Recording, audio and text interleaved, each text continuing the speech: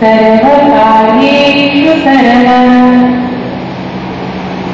कर्पूरगौरं करुणावतारं संसारसारं भुजगेन्द्रहारं सदा सत्तं हृदयारण्ये भवं भवानी सहितं त्वम्।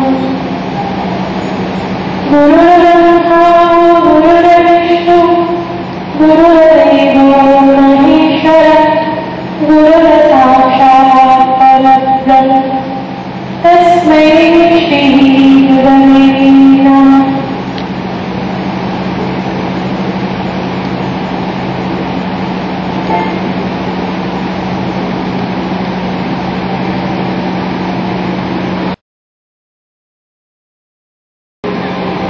भाई बहनों को मेरा नमस्कार।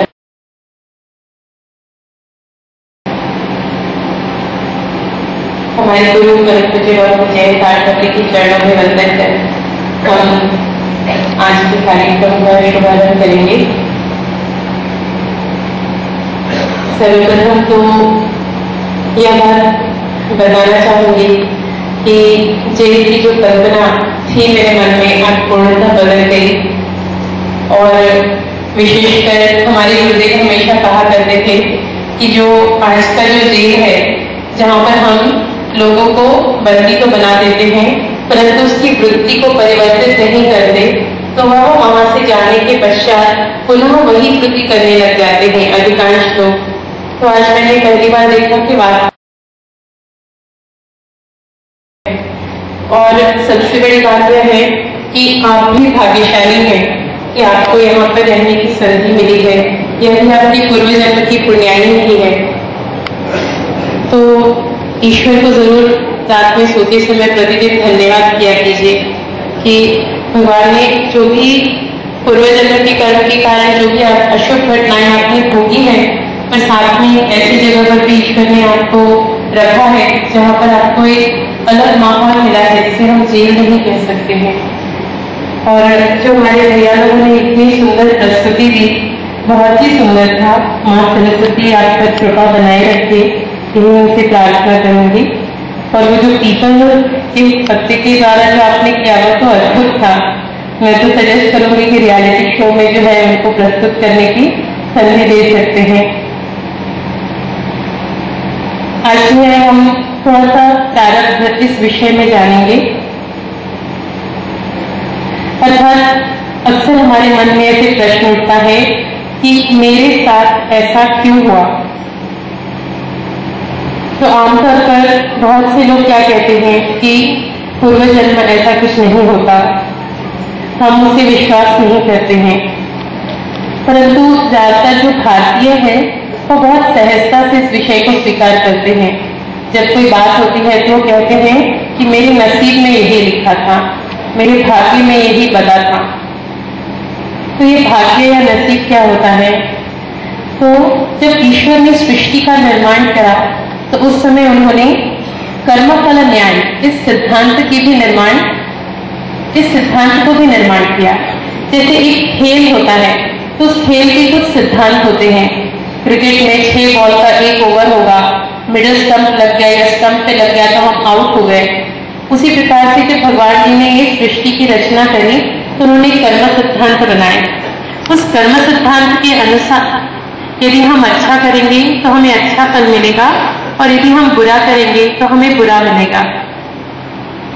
कोई आवश्यकता नहीं है कि हमें वह चीज उसका परिणाम आज और अभी तुरंत मिल जाए। वास्तव में प्रारब्ध और संचित ऐसे 2 शब्द हैं अध्यात्म में। तो प्रारब्ध क्या होता है और संचित क्या होता है? तो जब हमारी सतयुग में निर्मित हुई तो उस समय हमारे प्रारब्ध और संचित कुछ नहीं था, वो हो गया संचित और करंट अकाउंट वो हो गया प्रारब्ध। तो जब सतयुग में ईश्वर से हमारी तुरंत निर्मित हुई थी तो हम सोहम भाव में रहते थे, अहम ब्रह्मस्मि।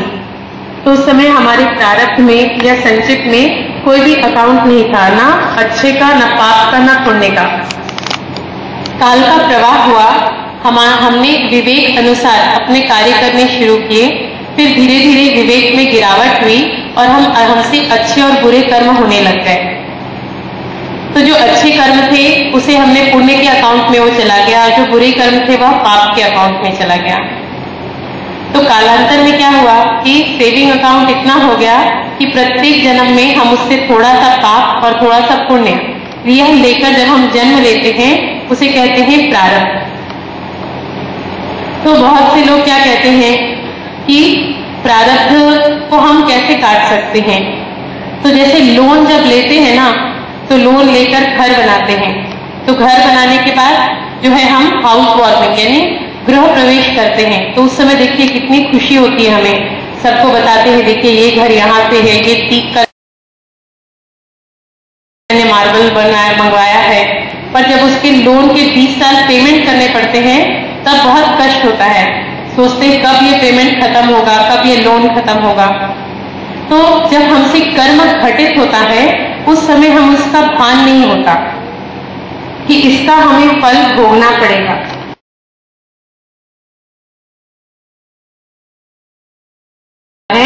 ऐसा मेरे साथ क्यों? ध्यान में रखिए कि सुख हमें अंतर्मुख नहीं करता, दुख हमें अंतर्मुख करता है। यानी मुझे 2 आंखें, हाथ, पांव सब कुछ क्यों दिए भगवान ने, इसके बारे में हम कभी नहीं सोचते। परंतु यदि मेरे पेट वह ठीक से काम नहीं करता, मुझे हमेशा पेट का कुछ ना कुछ समस्या रहता हो, तो मैं सोचती हूँ कि पता नहीं मुझे हमेशा पेट मेरा क्यों खराब रहता है। यानी दुख अगर आता है तो हम सोचने लगते हैं ऐसा क्यों, और जब सुख आता है तो हम कभी नहीं सोचते हैं कि ऐसा क्यों। तो एक तरह से किसी संत ने क्या कहा है कि दुख आए तो सुख खुश हो जाओ, प्रसन्न हो जाओ, क्योंकि दुख हमें अंतर्मुख करता है और हमारे पापों का नाश करता है। तो आमतौर पर जो प्रारब्ध है उसका जो भोग है वह सभी को भोगना पड़ता है, चाहे वो संत हो, ऋषि हो, महर्षि हो। जैसे एक बार कमान से तीर छूट जाए तो वह अपने नियत जगह पर जाकर ही लगती है, उसी प्रकार से यदि हमारे प्रारब्ध में वह चीज है तो हमें उसे भोगना ही पड़ता है। आपको कुछ उदाहरण बताती हूँ। स्वामी रामकृष्ण परमहंस एक बहुत उच्च कोटि के संत थे। इतनी ऊंचाई थी उनकी कि उनके संतत्व, उनके दर्शन मात्र से अनेक लोगों के कष्ट कम हो जाते थे, अनेक लोगों के रोग जो है वह नष्ट हो जाते थे। तो एक बार जीवन के अंतिम समय में उन्हें गले का कैंसर हो गया। तो कर्क रोग उस समय तो उसका कोई इलाज ही नहीं था, तो बहुत कष्ट होता था। तो उनके 1-2 शिष्य जो है वो उसे देखकर बहुत परेशान हो जाते थे। तो फिर उनको एक शिष्य ने उनसे कहा कि बाबा आप तो इतने बड़े संत हैं कि मात्र आपके दर्शन से ही अनेक लोगों के कर्क रोग भी ठीक हो गए, तो आप ऐसा कुछ क्यों नहीं करते हैं कि आपका भी कर्क रोग ठीक हो जाए। तो बाबा ने बहुत अच्छी बात कही। उन्होंने क्या कहा कि सारा बैंक अकाउंट क्लियर कर लिया है, सब पाप और पुण्य भोग लिया है, यह अंतिम भोग बचा है। इस भोग को पुनः भोगने के लिए मैंने दोबारा इस पृथ्वी पर नहीं आना है। पुनरपि जन्मम पुनरपि मरणम जननी जठरे शयनम, यानी फिर से जन्म लेना, फिर से मृत्यु के उसमें जाना और माँ के गर्भ में 9 महीने उल्टे लटक कर उनका मलमूत्र खाना, इसके पक्षधर में मैं नहीं हूँ, अतः मुझे इसे भोग कर समाप्त करने दो। यानी उच्च कोटि के संतों ने भी अपने देह प्रारब्ध को भोगा है। इसी प्रकार से भीष्म पितामह वो उच्च कोटि के, बहुत ही उच्च कोटि के संत थे। इतनी ऊंचाई थी उनकी साधना और अध्यात्म की कि पिछले 100 वर्ष के सारे प्रसंग उन्हें ध्यान में थे। तो जब भी अर्जुन की बाण की सैया पर वह महाभारत के युद्ध के समय जो है लेटे थे, तो उन्होंने कृष्ण से पूछा कि हे कृष्ण, मुझसे ऐसी कौन सी गलती हो गई कि मुझे यह बाणों की सैया पर लेटना पड़ रहा है। तो भगवान श्री कृष्ण ने कहा कि भीष्म अपने पहले जन्म के बाल्यकाल में जाओ, वहां पर तुमने एक छोटे से कीड़े को गुलाब के कांटे से भोंक भोंक कर मारा था, और तभी उस कीड़े ने तुम्हें शापित किया था कि किसी जन्म में तुम भी इसी तरह से सुई की चुभन मृत्यु के समय तुम्हें सहन होगी। मात्र भीष्म इतनी ऊंचाई पर थे आध्यात्मिक दृष्टिकोण से कि उसे उसका चुभन का असर नहीं होता था। एक और ऐसे छोटा सा प्रसंग बताती हूँ। एक बार हमारे एक साधक हैं, तो वो पिछले 14 साल से बहुत अच्छे से भक्ति कर रहे थे।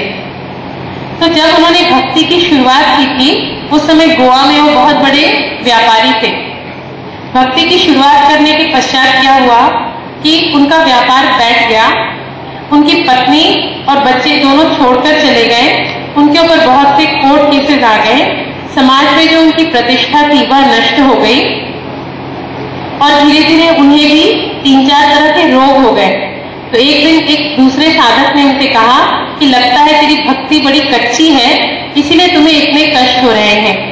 उसे वह बात चुभ गई, तो उन्होंने परम पूज्य गुरुदेव से जाकर कहा कि परम पूज्य, मेरी भक्ति में कहाँ कमी रह गई। जैसे जैसे आपने बताया हमने वह सब करने का प्रयास किया, यहाँ तक कि मेरे पास जब मैं धन था तो मैंने आश्रम के लिए बहुत बड़ी जमीन भी दे दी, तो फिर भी ऐसा क्यों।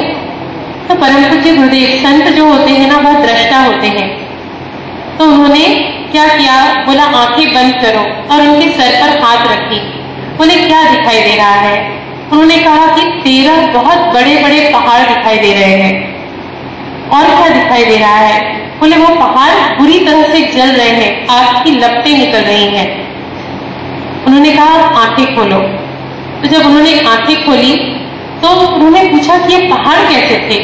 बोले तेरे पापों का पहाड़ था, 13 जन्म तुमने जन्म लेना था और यह पाप को भोगना था। अपने तपोबल तुमने इन 13 जन्मों का पाप इन 13 वर्षों में कम किया है। जो बच्चे साल भर पढ़ाई नहीं करते ना, तो उनकी जो है परीक्षा के दिन उनकी हालत देखनी चाहिए, पसीने पसीने हो जाते हैं, लत-पत परेशान। तो वैसे ही हालत हमारी है। हर जन्म में हम क्या करते हैं, बोलते भगवान जी मेरे दुख दूर कर दो। ध्यान में रखिए, दुख कभी भी दूर नहीं होता है, और लोन यदि नहीं भरेंगे तो उसके सूद की दर बढ़ती जाएगी। इसीलिए लोन को भर देने में ही भलाई है। बहुत बार क्या होता है कि हमसे कुछ पाप हो जाता है, तो हम क्या सोचते हैं कि ये जो लौकिक सरकार है और जो लौकिक जुडिशरी है उससे बच गए तो हम बच गए। परंतु ऐसा नहीं होता। वह जो वहां चित्रगुप्त बैठा है वह कभी भी किसी के अकाउंट में उलटफेर नहीं करता।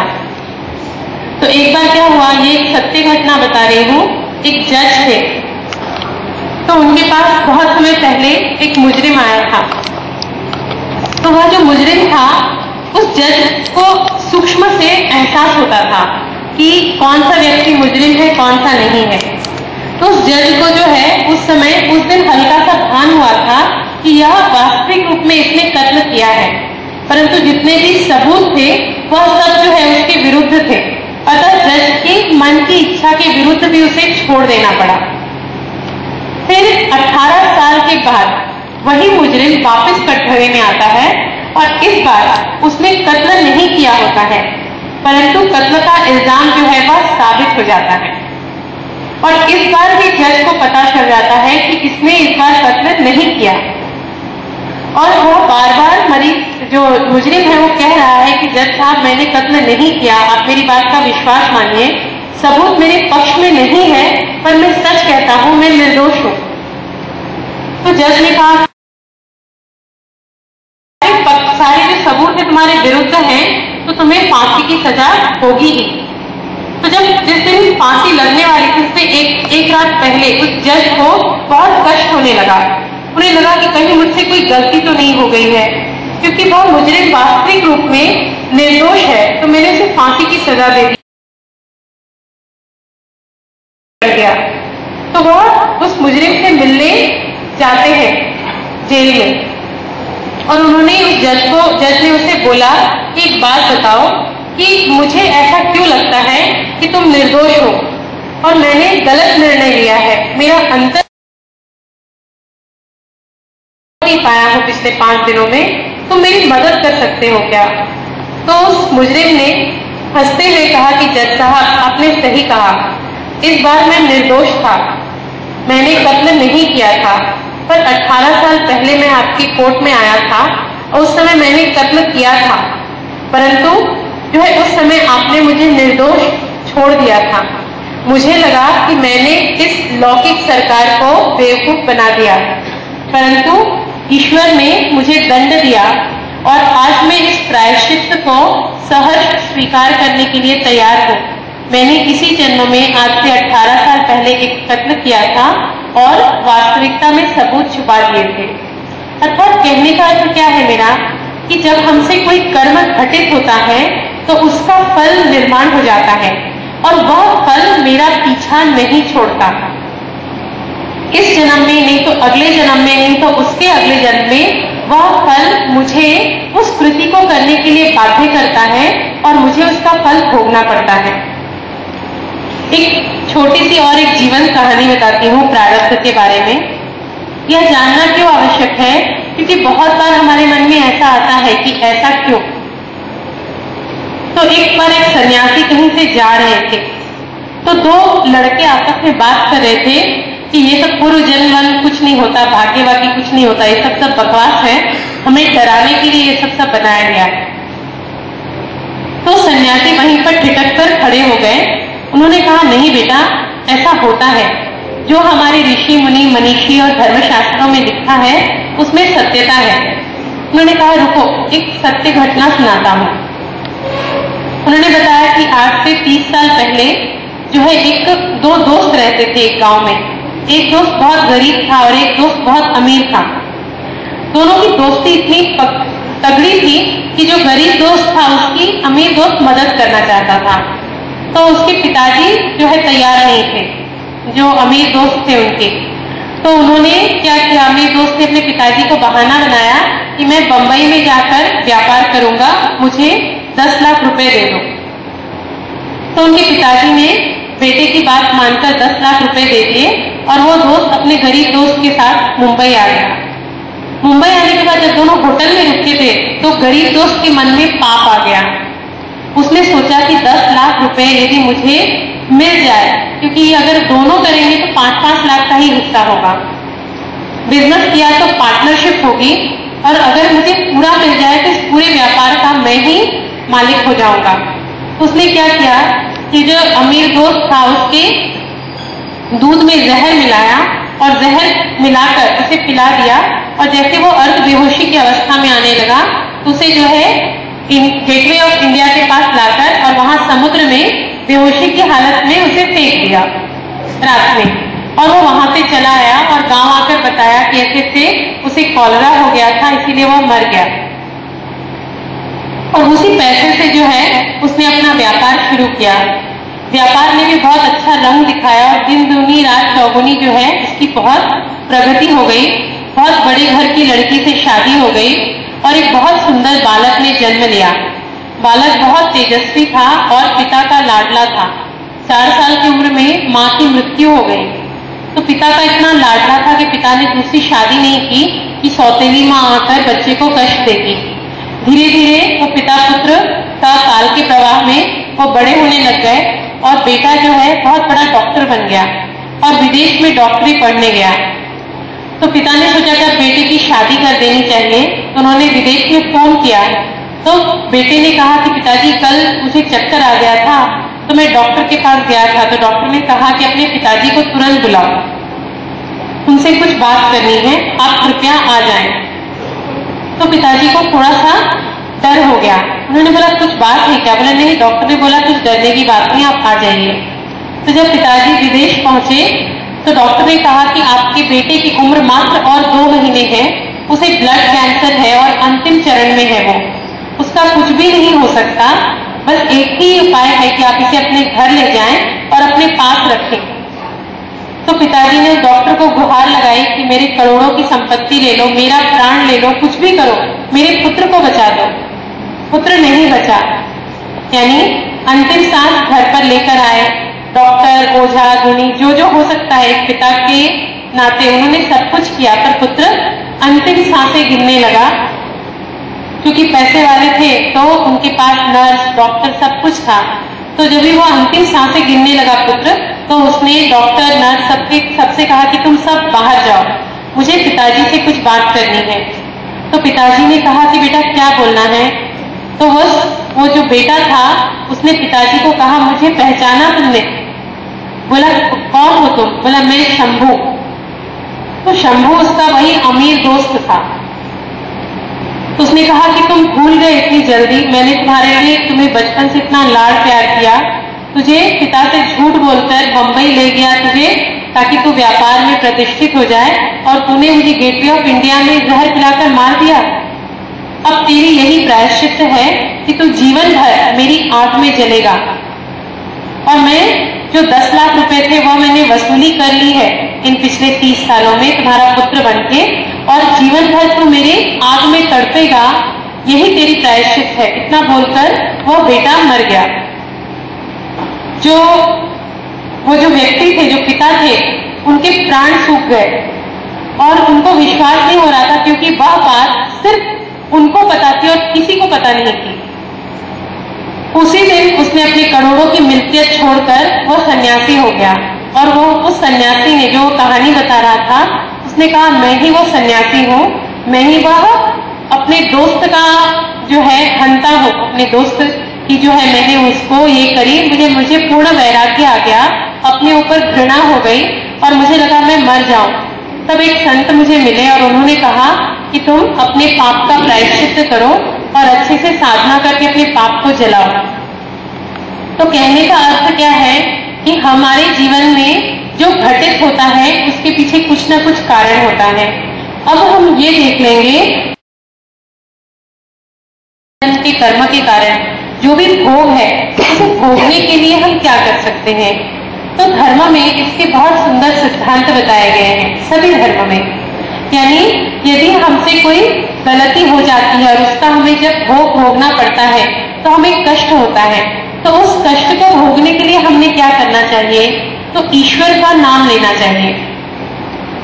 जितना अधिक हम ईश्वर का नाम लेते जाएंगे तो उस पाप का भार के कारण मुझे जो दुख सहना पड़ता है उसकी मुझे तपिश नहीं लगेगी। यानी अग्नि पर चल रहा हो पर अग्नि पर चलने से मेरे पैर में जो छाले हो जाने चाहिए, जो दर्द हो जाना चाहिए, वह मुझे नहीं होगा। इसी को साधना कहते हैं। और कलयुग की सर्वोत्तम साधना जो है वह नाम जप है। यानी उठते बैठते खाते पीते जो भी आप काम कर रहे हैं उस काम को करते करते जो है आप भगवान का नाम लीजिए।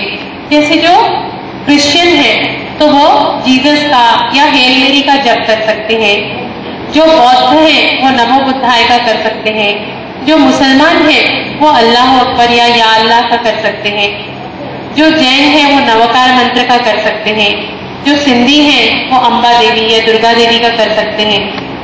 और जो हिंदू है तो उन्होंने क्या करना चाहिए? यदि गुरु मंत्र मिला हो तो गुरु मंत्र का जप कीजिए, और यदि गुरु मंत्र नहीं मिला हो तो अपने कुल देवता का जप कीजिए। 33 कोटि देवी देवता में हमारे कुल देवता जो है उनका जप हमारे लिए सर्वोत्तम होता है। कुल देवता का कार्य ही है हमें हमारे प्रारब्ध के भोग से बचाना। यानी ईश्वर कितने कृपालु है। देखिए, हम पाप करते हैं उसके फल को आनंद पूर्वक भोग सके, इसके लिए भी उन्होंने उपाय बताए हैं। तो यह प्रयास करके देखिए कि हम जब भी जो भी काम कर रहे हैं वह सब काम करते करते जो है अपने कुल देवता का नाम लें। तो नाम कैसे लेना है? तो श्री लगाइए, देवी या देवता का नाम लगाइए।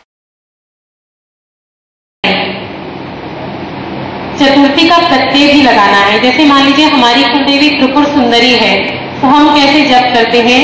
श्री त्रिपुर सुंदरी देव्यै नमः। अगर किसी के खंडोबा है तो श्री खंडोबाय नमः। यदि किसी के गणेश हैं तो श्री गणेशाय नमः। यदि आपको आपके कुलदेवता का नाम नहीं पता है तो क्या कर सकते हैं? तो श्री कुलदेवतायै नमः। इस प्रकार से जप करने से हमारे जीवन में जो प्रारब्ध अनुसार जो कष्ट आता है उसकी तीव्रता कम हो जाती है। मैं आपको 2-3 उदाहरण बताती हूँ। हमारे एक साधक हैं, लखनऊ में रहते हैं। तो आज से 7 साल पहले की बात है, जब मैं लखनऊ गई थी तो एक दिन अचानक वो जो दीदी थी वो बहुत उदास थी। तो हमने उनसे पूछा कि क्या बात है, आप इतनी उदास क्यों हैं? तो उन्होंने कहा कि क्या बताऊं दीदी, मेरी भतीजी की शादी हुए अभी साल भर ही हुआ है और उसके पति को कैंसर हो गया है और डॉक्टर ने बताया है कि वो 2-3 महीने से ज्यादा जीवित नहीं रहेंगे। तो जब भी अपने भतीजी के बारे में सोचती हूँ तो बहुत कष्ट होता है और मन रोने को करता है। तो आज वो लखनऊ से मुंबई जा रही है अपने पति को लेकर, उसकी केमोथेरेपी कर। बता दीजिए कि वो अपने कुल देवता का जप शुरू करे।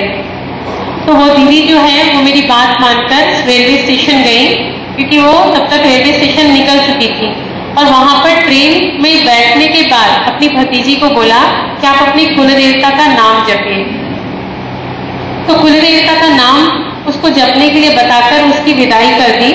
3 महीने के बाद जब वो अपने पति को लेकर आई तो उनकी जो भतीजी है उन्होंने बहुत अच्छी बात उन्हें बताई।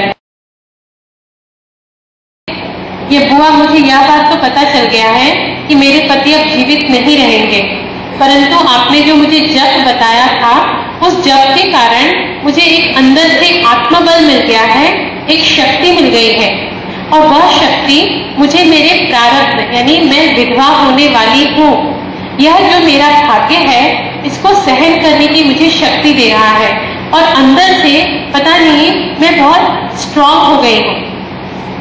तो कहने का मतलब क्या है कि योग्य प्रकार से साधना करने पर हमें हमारे प्रारब्ध को झेलने की क्षमता निर्माण होती है, यह बात ध्यान में रखिए। आज आमतौर पर एक और कारण से हमारे जीवन में कष्ट आता है, और वह क्या है? पितृदोष के कारण। अगर घर में हमारे पितर अशांत रहते हैं तो भी हमारे जीवन में अनेक प्रकार के कष्ट आते हैं, जैसे शादी ना होना, बच्चे ना होना, अपंग बच्चे होना, घर में कलह क्लेश हो जाना, कोर्ट केसेस हो जाना, घर में तरह तरह की समस्याएं निर्माण हो जाना। यानी घर का प्रत्येक व्यक्ति यदि किसी न किसी कारण से बहुत दुखी और परेशान है तो वह पितृदोष के कारण हो सकता है। तो इसके लिए श्री गुरुदेव दत्त, ये दत्तात्रेय देवता हैं, तो इसका भी हमने थोड़े प्रमाण में जप करना चाहिए। यानी घर में यदि तीव्र कष्ट है तो कम से कम 3 से 4 घंटे श्री गुरुदेव दत्त का जप करने का प्रयास करें। और इसके लिए बैठने की आवश्यकता नहीं है। आप रोटी बना रहे हैं, आप बागवानी कर रहे हैं, आप सफाई कर रहे हैं, आप जो भी काम कर रहे हैं, तो सुबह का जो पहला पक्ष है यानी सुबह का जो पहला प्रहर है उसमें आप यह जप पूरा कर लें, और बाकी समय जो है आपका जो कुल देवता का जप है या जो आपके संप्रदाय या धर्मानुसार जप है वह जप आप करते रहें। तो जप शब्द का अर्थ क्या है? जकारो जन्म विच्छेदक, पकारो पाप नाशक, अर्थात जो हमें जन्म और मृत्यु के चक्र से निकालकर हमारे पापों का नाश करता है उसे जप कहते हैं। यानी ये जो मैं आपको बातें बता रही हूँ तो वह बातें रटी रटाई नहीं बता रही हूँ। 14 साल से इसी क्षेत्र में हो, पूर्ण समय में, और ऐसी ईश्वर ने अनेक लोगों को जो प्रचिति दी है, और मुझे मेरे जीवन में भी जो प्रचिति मिली है उसी के आधार पर मैं यह बातें बता। जीवन में भी बहुत कठिन प्रसंग आया। हमारे माता पिता का एक ही दिन में एक दुर्घटना में देहावसान हो गया। उस दिन पहली बार मुझे पता चला कि साधना का बल क्या होता है। यानी एक मैं सबसे बड़ी हूँ, मेरे 3 छोटे भाई बहन भी हैं, तो उस समय हमारे सब भाई बहन जो है कोई भी सेटल नहीं था, और उस समय हमारे माता पिता के देहांत जब हुआ तो हम चारों भाई बहन ने एक अजीब सी अनुभूति ली। तो अनुभूति क्या ली कि एक बहुत अलग प्रकार का आत्मबल आ गया था हम चारों में, और उसे सहने की अजीब सी शक्ति मिल गई थी। तो एक दिन क्या हुआ कि इस घटना के 1 महीने के पश्चात मैं एसडीओ से मिली। तो हमारे गुरु ने हमें 1997 में एक आदेश दिया था कि जब आप बिहार जाएंगे तो आप लोगों को साधना बताना। गुरु की लीला न्यारी होती है। तो जब मैं बिहार गई तो मेरे माता पिता का देहांत हो गया, परंतु शिष्य के लिए गुरु की आज्ञा का पालन करना यही सर्वश्रेष्ठ धर्म है, यह मुझे पता था। तो मैंने सोच लिया कि चूंकि इस काल में आई हूँ और छोटे भाई की परीक्षा थी 12वीं की, तो मुझे रुकना ही था। तो मैंने सोचा कि इस काल में लोगों को धर्म के विषय में, साधना के विषय में बताऊंगी। तो इसी क्रम में एक एसडीओ से मिलना हुआ। तो उस एसडीओ के इकलौते बेटे का 7 साल पहले दिल्ली में एक हॉस्टल में देहांत हो गया था। उसने आत्महत्या की। मृत्यु के उपरांत भी पति पत्नी उस सदमे से बाहर नहीं आ पाए थे। तो दोनों थोड़े 5-10 मिनट बातचीत करने के पश्चात दोनों ही रोने लग गए और बहुत ऐसे टूट गए थे, इस तरह से लग रहा था। तो हमने उनको बताया कि मृत्यु चिरंतन सत्य है, उसे आप जितनी जल्दी स्वीकार कर लेंगे उतना ही आपके लिए अच्छा रहेगा। तो मुझे हंसते हुए बोलने लग गए कि बिटिया, ये सब जो डायलॉग देना बहुत अच्छा है, बहुत अच्छे डायलॉग्स हैं, परंतु तुम्हें पता नहीं है, भगवान ना करे पर यदि तुम्हारे घर में किसी की मृत्यु होगी तब तुम्हें समझ में आएगा कि मृत्यु का दर्द क्या होता है। तो मैंने उन्हें बताया कि अभी आपने जो पेपर में पढ़ा था 1 महीने पहले कि ठाकुर परिवार दंपति का देहांत हो गया, मैं उन्हीं की बेटी हूँ। तो वो मेरा मुंह देखने लग गए। बोले, मुझे तो विश्वास नहीं हो रहा है, तुम्हारे चेहरे पर वेदना का एक भी शिकन नहीं है। क्या तुम अपने माता पिता से प्रेम नहीं करती थी? मैंने कहा, मेरा प्राण मेरे माता पिता में बसता था और मेरे माता पिता का प्राण मुझ में बसता था। इतना प्रेम था हम दोनों में। बड़ी संतान होने के कारण माता पिता का मेरे प्रति अधिक लगाव था। उन्होंने कहा, पर तुम्हारे चेहरे को देखकर ऐसा लगता नहीं कि इतनी बड़ी ट्रॉमा से, इतनी बड़ी त्रासदी से तुम गुजरी हो। क्या करती हो? तो मैंने कहा कि हम एक संत के सानिध्य में साधना करते हैं और उसी संत ने हमें वह बल प्रदान किया है इस विपरीत परिस्थिति को झेलने की। यानी योग्य प्रकार से यदि आप साधना करते हैं तो आपके जीवन में जो कठिनतम प्रसंग है उसमें भी आप बहुत ही सरलता से उसे सहन कर सकते हैं। तो इसलिए आवश्यकता क्या है कि हम अपने जीवन में योग्य दिशा रखें। मेरे पिताजी हमेशा कहा करते थे कि ईश्वरम यत् करोति शोभनम करोति। भगवान जो करता है वो अच्छा करता है। 1998 की बात है।